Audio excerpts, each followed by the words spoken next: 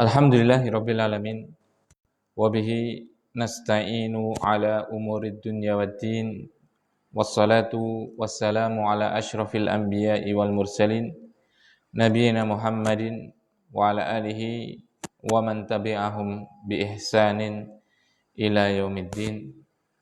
Jamaah kaum muslimin wal muslimat rahimani wa rahimakumullah.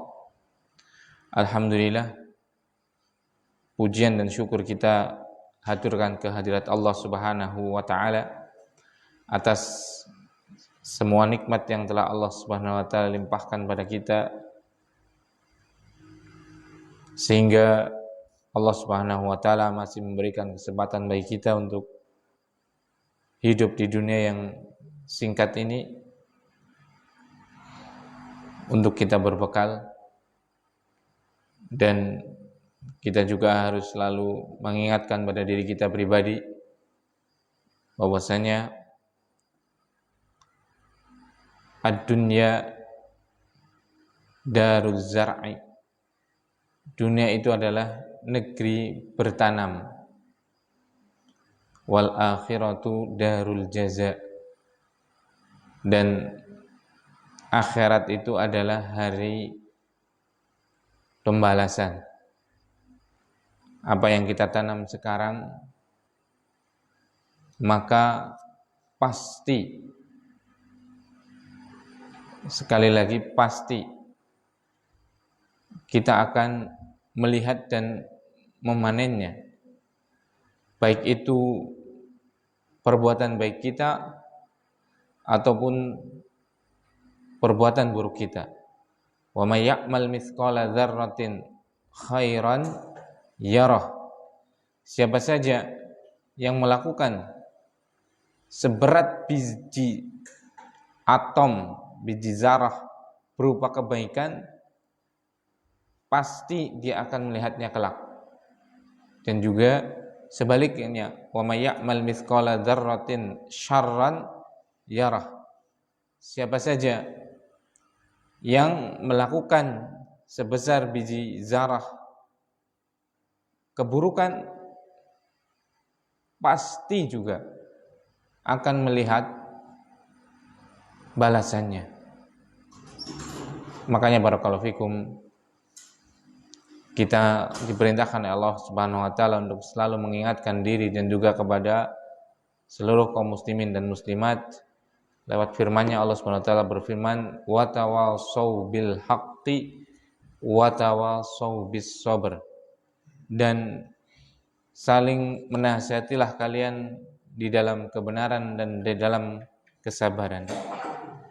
Kemudian yang kedua, salawat dan salam semoga Allah senantiasa mencurahkannya ke hadirat Nabi kita yang mulia, Nabi Agung Muhammad sallallahu alaihi wasallam, kepada keluarganya, kemudian juga sahabat-sahabatnya, dan seluruh kaum muslimin dan muslimat yang senantiasa berpegang teguh dengan ajaran beliau sallallahu alaihi wasallam.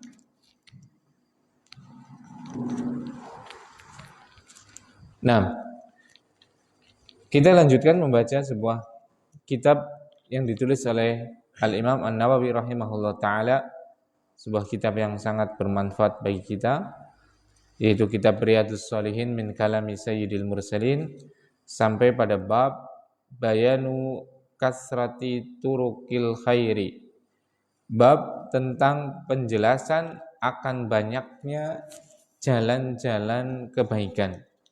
Sampai kita sekarang pada hadis yang ke-150. Bismillahirrahmanirrahim. Berkata penulis, semoga Allah Subhanahu wa taala merahmatinya, at-tasi'u, yang ke-9.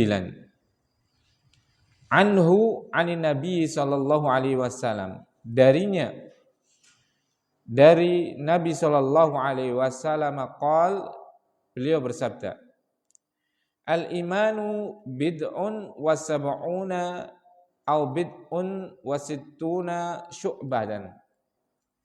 Iman itu ada sekitar 60-an atau 70-an cabang.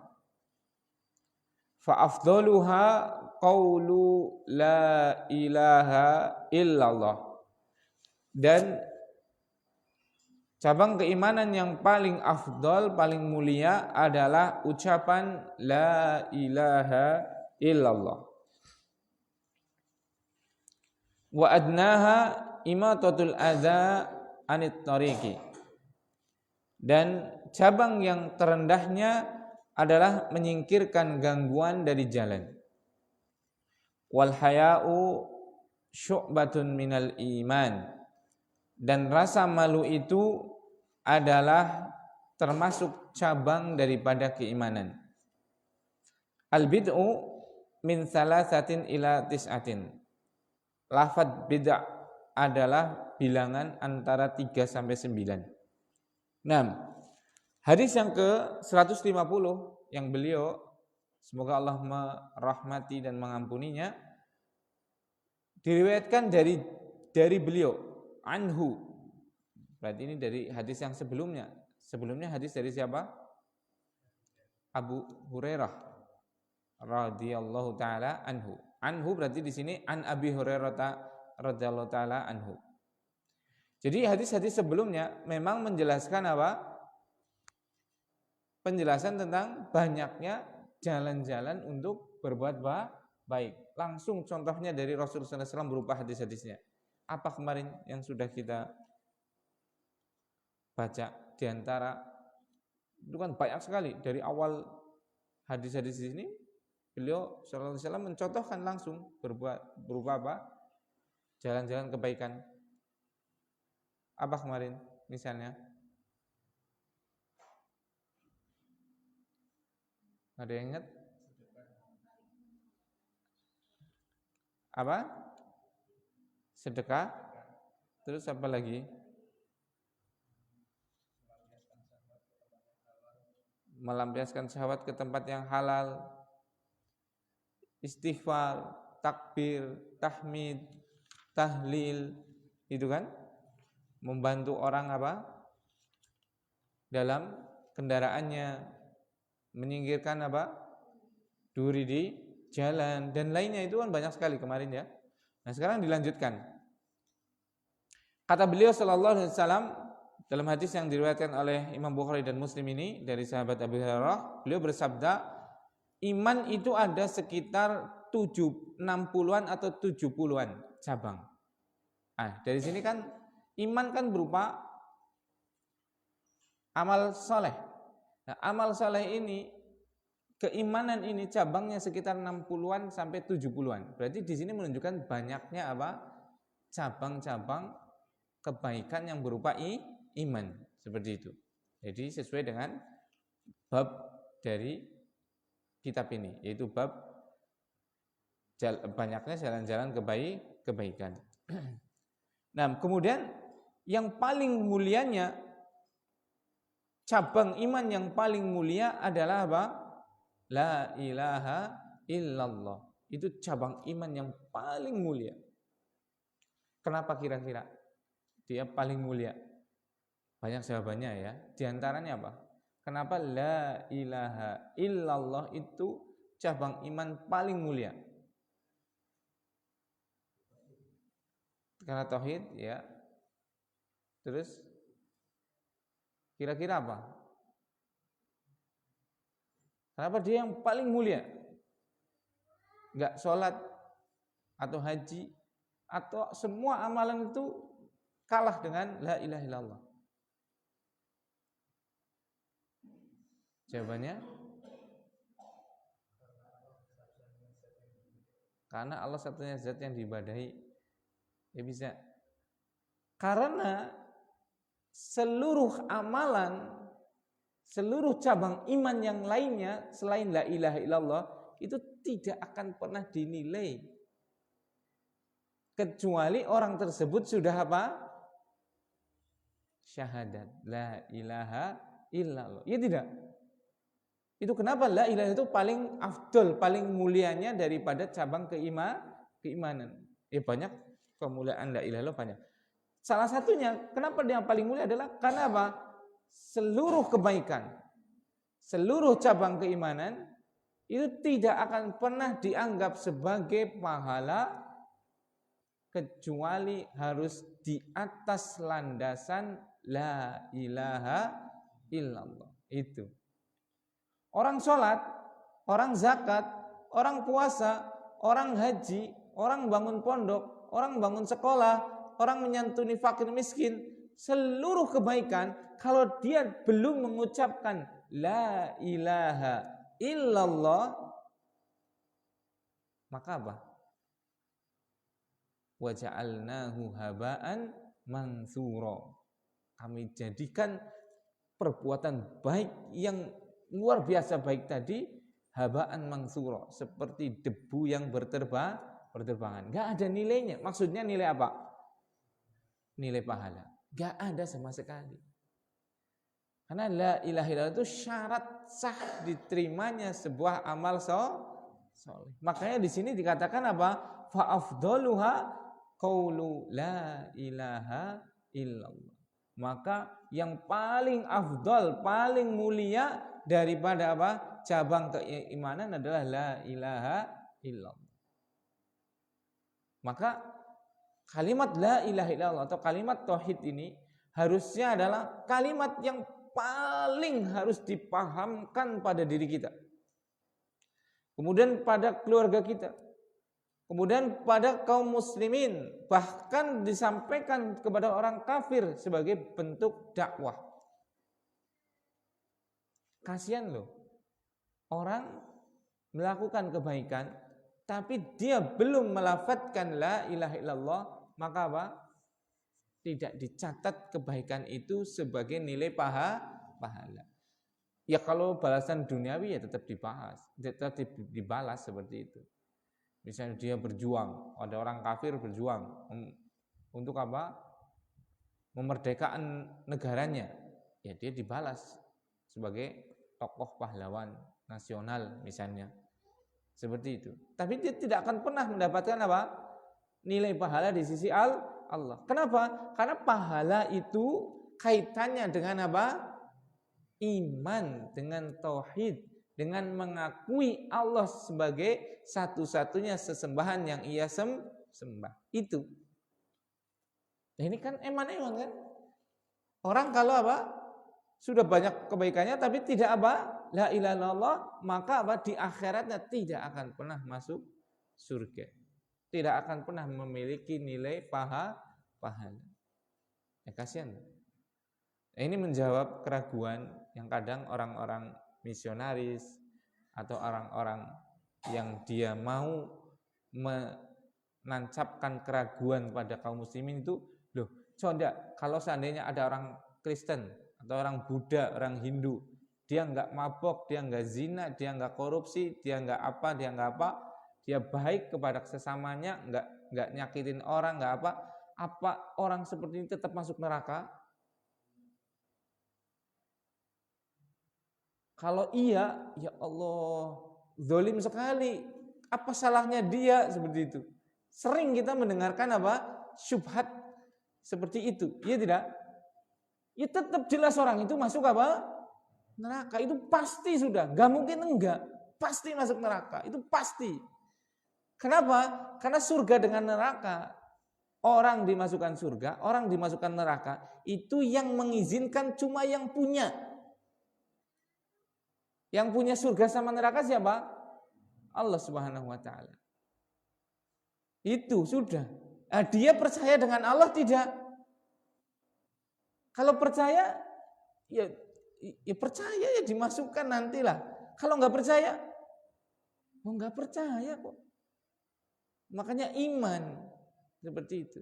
Kalau dunianya semua yang berbuat baik semuanya pasti dibalas oleh Allah Subhanahu wa taala, nggak pandang bulu.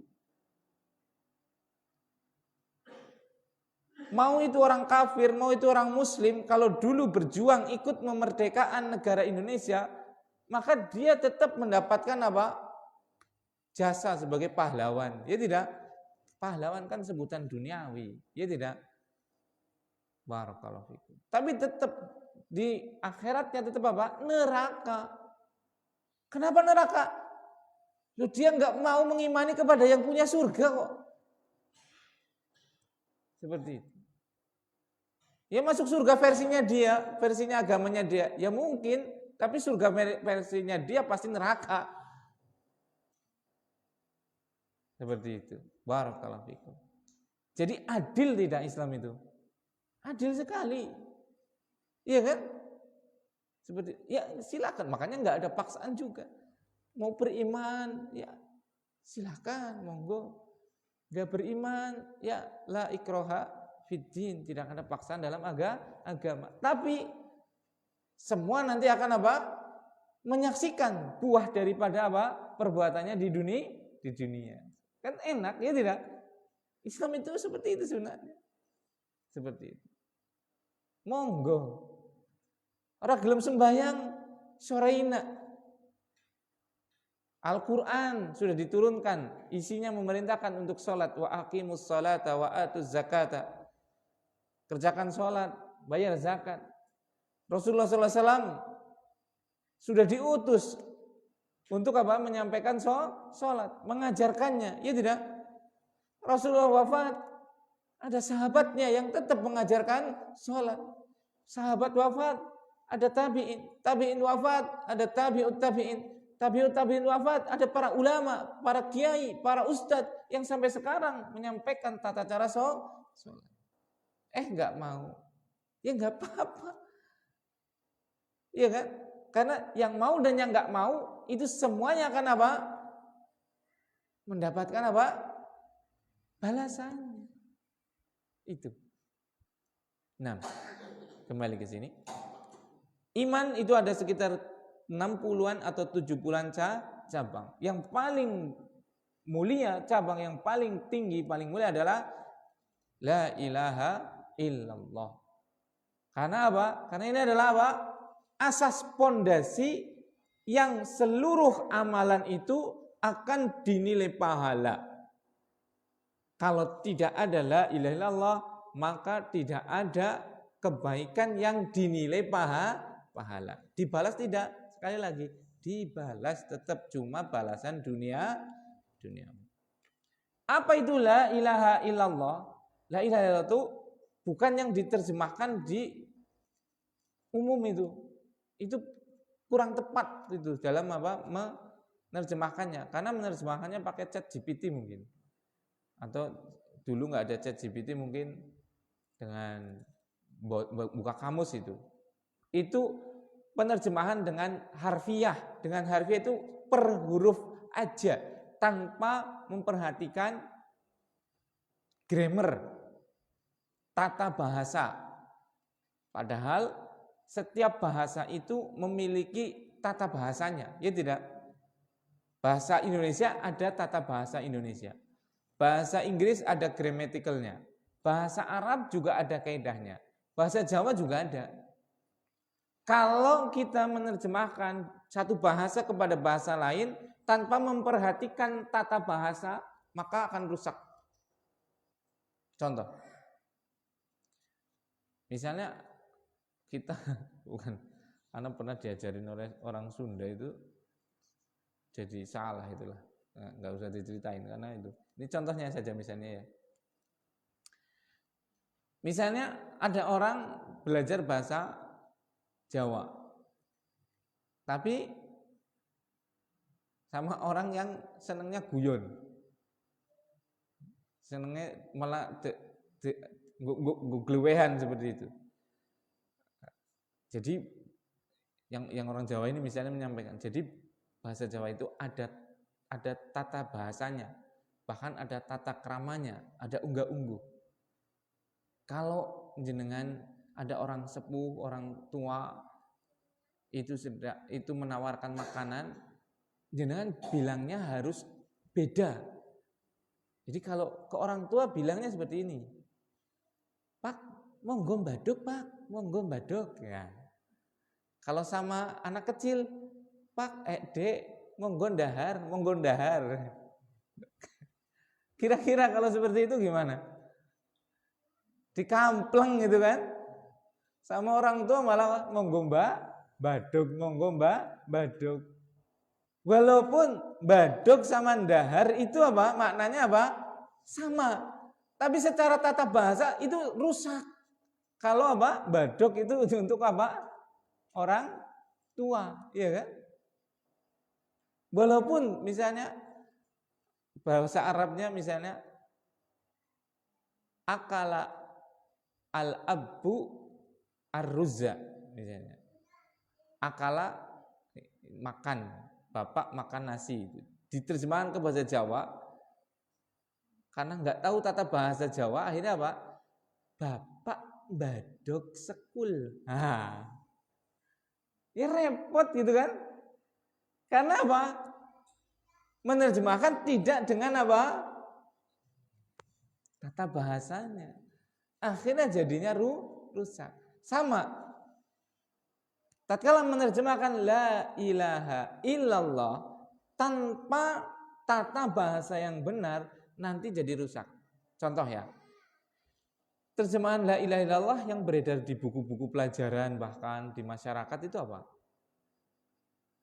Tidak ada Tuhan kecuali Allah, iya kan? Tidak ada Tuhan kecuali Allah.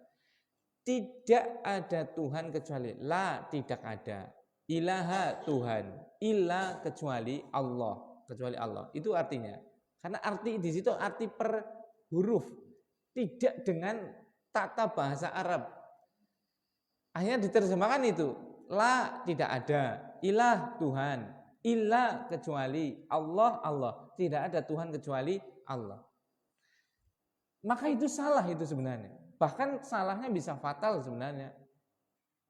Sekarang tidak ada Tuhan. Tuhan itu sesembahan kan? Zat yang disembahkan. Tidak ada Tuhan atau zat yang disembah, zat yang diibadahi, ya kan, Tuhan kan? Tidak ada Tuhan, tidak ada zat yang disembah kecuali Allah. Perhatikan, pakai perasaan, pakai akal, full akalnya ya. Tidak ada Tuhan kecuali Allah. Tidak ada sesembahan kecuali Allah. Tidak ada Tuhan kecuali Allah. Berarti kalau ada Tuhan, tidak ada Tuhan kecuali Allah. Berarti kalau ada Tuhan, dia Allah. Ya tidak? Ulangi. Manggut-manggut ora paham asal manggut tok ya. Tidak ada Tuhan kecuali Allah. Tidak ada Tuhan kecuali Allah. Berarti kalau ada Tuhan, siapa dia? Allah. Ya tidak? Tidak ada Tuhan kecuali Allah. Berarti kalau ada Tuhan, siapa dia? Allah. Apa itu Tuhan? Yang disembah. Ya tidak? Tuhan kan sesuatu yang disembah, sesuatu yang diibadahi. Ya tidak? Berarti tidak ada yang diibadahi kecuali Allah. Tidak ada Tuhan kecuali Allah. Berarti kalau ada Tuhan, kalau ada zat yang disembah, siapa dia berarti? Allah, iya kan? Ini kan fatal. Tidak ada yang disembah kecuali Allah. Berarti kalau ada yang disembah, dia adalah siapa? Allah, ya tidak? Pemahamannya kan seperti itu kan?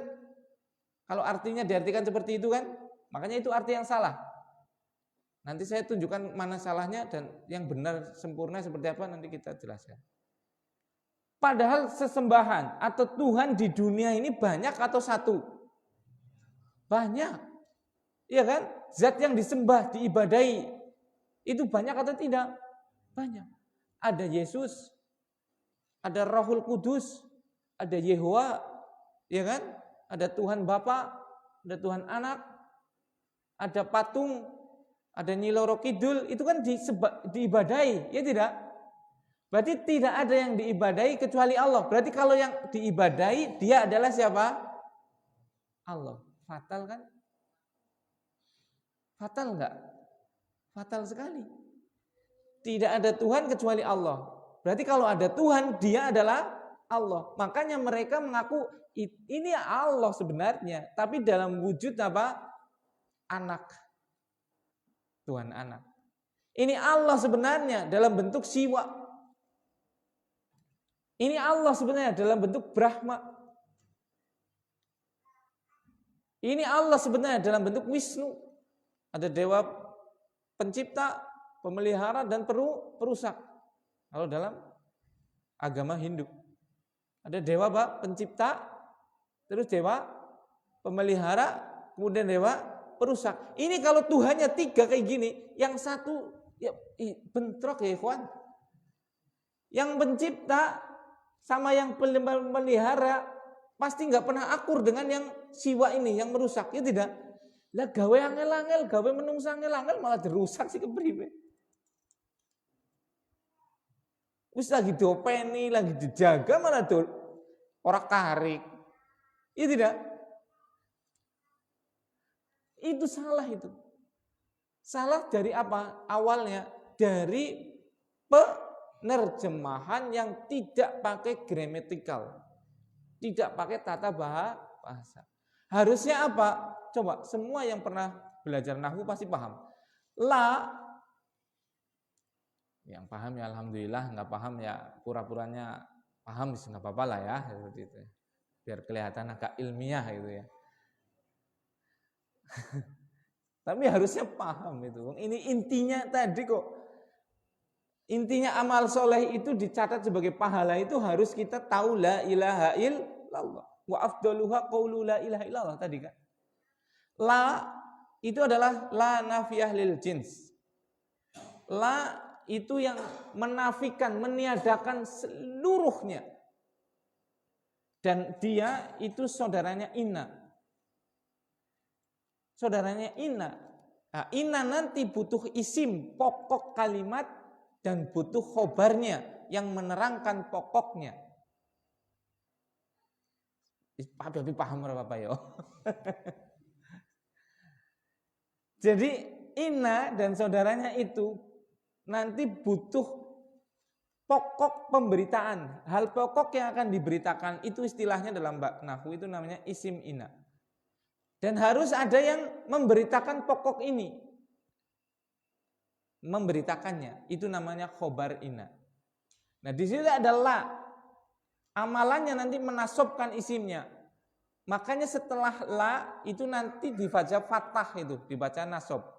La ilaha, bukan ilahun atau ilahin. Tapi ilaha, kenapa? Karena ada la, jadi dibaca fathah atau dibaca nasob.